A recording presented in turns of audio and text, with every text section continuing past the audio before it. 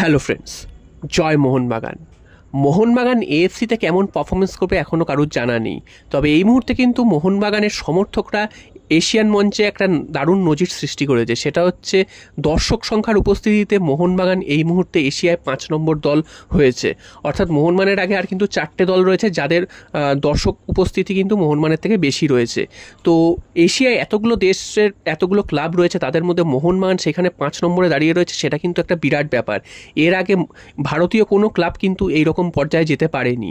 তো এশিয়ার অন্যান্য দেশে অনেক বড় বড় ফুটবল ক্লাব রয়েছে, তাদের কিন্তু দর্শক সংখ্যাও প্রচুর রয়েছে, যেমন ইরান রয়েছে, এছাড়াও কিন্তু ইরাক রয়েছে, এই পশ্চিমের দেশ, এছাড়াও জাপান, অস্ট্রেলিয়া, এগুলোতে সমস্ত দেশেই কিন্তু ফুটবলের সমর্থকরা রয়েছে। তবে তাদের দেশেরকে টেক্কা দিয়ে মোহনবাগান কিন্তু এই মুহূর্তে 5 নম্বর স্থানে রয়েছে।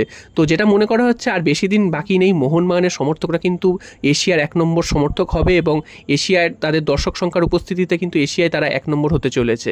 তো আমরা কিন্তু সেই চেষ্টাই করব, আমরা আরও দলে দলে মাঠ ভরাবো এবং মোহনবাগান সমর্থক হিসাবে কিন্তু চারিদিকে পরিচিতি সৃষ্টি করবে আমাদের মোহনবাগান। তো এটা কিন্তু দুর্দান্ত একটা ব্যাপার যে মোহনবাগান এই মুহূর্তে, মোহনবাগানের সমর্থকরা এই মুহূর্তে এশিয়ায় 5 নম্বর স্থানে রয়েছে, যে মাঠে বসে খেলা দেখার নিরিখে অর্থাৎ দর্শক সংখ্যার নিরিখে কিন্তু 5 নম্বরে। এরপর চলে আসি ট্রান্সফার মার্কেটে। তো ট্রান্সফার মার্কেট নিয়ে কিন্তু রোজ রোজ নতুন নতুন আপডেট উঠে আসছে। তো এই মুহূর্তে যে আপডেটটা উঠে এসছে, তোমরা জানো যে মোহনবাগানের ডিফেন্স লাইন আপে ব্যাকআপ কিন্তু খুব একটা বেশি নেই এবং রাইট ব্যাকে এখন যদিও দীপেন্দু এসে গেছে, দীপেন্দু কিন্তু যথেষ্ট ভরসা দিচ্ছে, যথেষ্ট ভালো ফুটবল খেলছে। তো দীপেন্দু রাইট ব্যাকটা সামলে নিলেও লেফট ব্যাকে সুভাশিস বোসের বদলি হিসাবে কিন্তু কেউ কিন্তু ছিল না।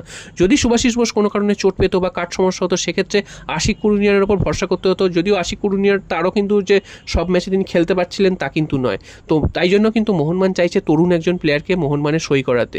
তো যেটা জানা যাচ্ছে, মোহনবাগান কিন্তু এই মুহূর্তে পাঞ্জাব এফসির একজন প্লেয়ার অভিষেক সিং, তাকে কিন্তু মোহনবাগান সই করাতে চাইছে। 20 বছর মাত্র বয়স।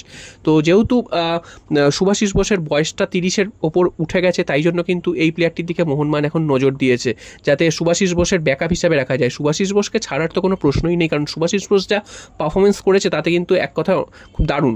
তো শুধু সুভাশিস বোস ডিফেন্স সামলেছেন তাই নয়, ক্লিন শিট রেখেছেন তাও কিন্তু নয়, তিনি কিন্তু উঠে গিয়ে গোল করেছেন এবং 6খানা গোল করেছেন এবং এই বছর গোল্ডেন বল জেতার অন্যতম দাবিদার আলাদিন আজারের সাথে। তো সেই দিক থেকে দেখতে গেলে সুভাশিস বোসকে একটু রিলিফ দিতে কিন্তু মোহনবাগানের ব্যাকআপ প্লেয়ার নেওয়া প্রয়োজন, যেটা কিন্তু এতদিন ছিল না।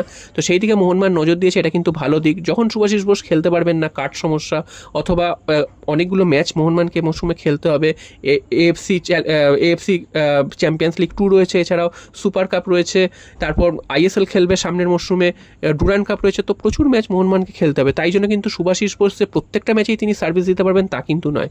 তাই জন্য মোহনবাগানকে ব্যাকআপ তৈরি রাখতেই হবে। রাইট ব্যাক হিসাবে দীপেন্দু তৈরি হয়ে গেছেন, এটা খুব ভালো খবর। তবে লেফট ব্যাক হিসাবে কিন্তু এরকম একজন তরুণ প্লেয়ারকে নেওয়া উচিত এবং সেই দিকেই কিন্তু মোহনবাগান ঝাঁপিয়েছে। যে নামটা তোমাদের বললাম যে অভিষেক সিং, এই প্লেয়ারটি থেকে কিন্তু মোহনবাগান ঝাঁপিয়েছে। তো দেখা যাক শেষ পর্যন্ত পাঞ্জাব এফসি থেকে এই প্লেয়ারটিকে তুলে আনতে পারে কিনা। যদিও এই প্লেয়ারটিকে নিতে গেলে মোহনবাগানকে কিন্তু একটা ট্রান্সফার ফি দিতে হতে পারে। আর এছাড়াও কিন্তু আরেকটা কথাও বলে যে গ্রেগ স্টুয়ার্ট, তার সাথে কিন্তু চুক্তি শেষ হয়ে গেছে মোহনবাগানের, এই বছর শেষ হয়ে যাবে, চুক্তি শেষ হয়নি, এই বছর শেষ হয়ে যাবে। তো তারপর গ্রেগ স্টুয়ার্ট কী করবেন, কারণ গ্রেগ স্টুয়ার্টের বয়সটাও অনেক হয়েছে এবং তিনি যদি চোট পান সেক্ষেত্রে তার চোট থেকে রিকভারি হতে কিন্তু টাইম নিচ্ছে। তো মোহনবাগান কিন্তু অনেক ম্যাচে তার সার্ভিস পায়নি এবং যে ম্যাচে তিনি খেলেছেন সেই ম্যাচগুলো তো এক কথায় অনবদ্য খেলেছেন। তো সেই গ্রেগ স্টুয়ার্টকে আগামী মরশুমে কী করবে সেটা নিয়ে কিন্তু এখনও ভাবনা চিন্তা চালাচ্ছে মোহনবাগান ম্যানেজমেন্ট। তো গ্রেগ স্টুয়ার্টের ইচ্ছা কিন্তু যদি ভারতবর্ষে খেলেন সেক্ষেত্রে তিনি মোহনবাগানই খেলবেন, আর যদি ভারতের বাইরে চলে যান, অর্থাৎ তার ইচ্ছা আছে ইউরোপে চলে যাওয়ার, ইংল্যান্ড বা স্কটল্যান্ডে ফিরে যাওয়ার, তো সেখানে গিয়ে তিনি তার খেলার ইচ্ছা রয়েছে।